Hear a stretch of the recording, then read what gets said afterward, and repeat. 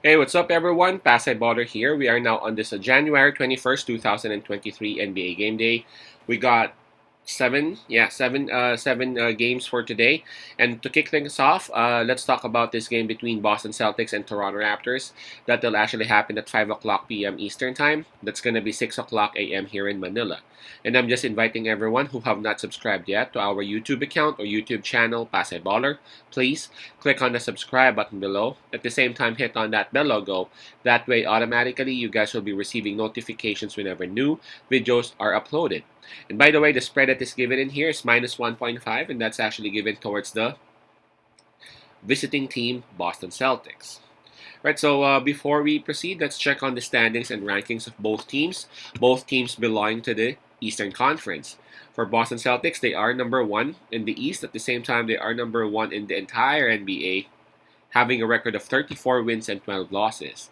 While for Toronto Raptors, they are at number 11, pushing really hard to improve their standings. Right now, they got a record of 20 wins and 26 losses. So Toronto Raptors, they would have the home court advantage on this. In terms of fatigue, well, both teams were able to rest up last night, so we can skip that part. In terms of momentum, that's kind of obvious. We got to give it to Boston Celtics, man.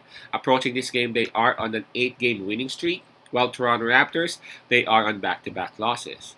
Now, in terms of form, it's the same thing. Boston Celtics, they are on the groove, winning 8 out of their last 10, while for Toronto Raptors, winning just 4 games out of their last 10.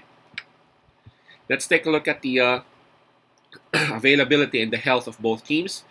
For Boston Celtics, I see here Danilo Gallinari and Jason Tatum being out. So, for me, Jason Tatum is the best player that Boston has right now.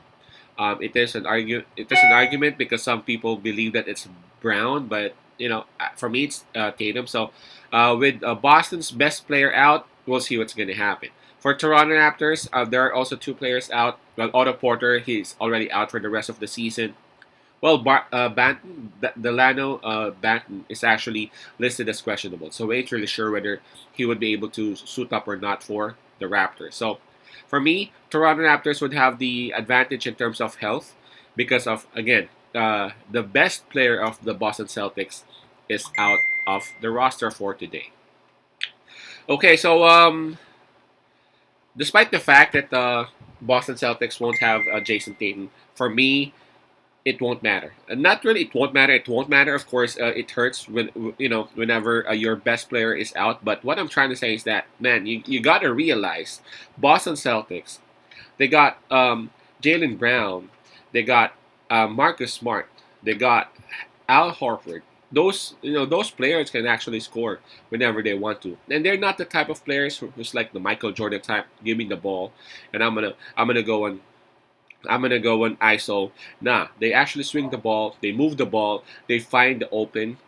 They find the open players, and they have a lot of off the bench players who know their role so much. May it be grabbing those rebounds, waiting for those passes outside the 3-point land, or maybe diving in or making some cuts.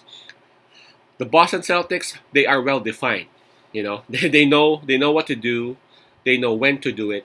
For Toronto Raptors, they are a good team, a very good team at that, but they are a bit dismantled. I don't know if that's a good way to describe it, but I see Toronto Raptors as a very good team, but a very inconsistent team as well. Take a look at their record, winning just 4 out of their last 10. And if you take a look at their at their health, they're not that banged up no more. So it ain't really the health that is really the issues. I'm not really sure what's going on with the Toronto Raptors, but on this game, I'm gonna still side with Boston Celtics. The spread is just minus 1.5.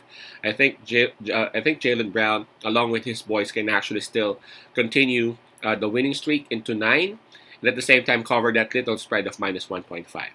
My pick would be Celtics minus 1.5. Peace out, pass I love, and God bless.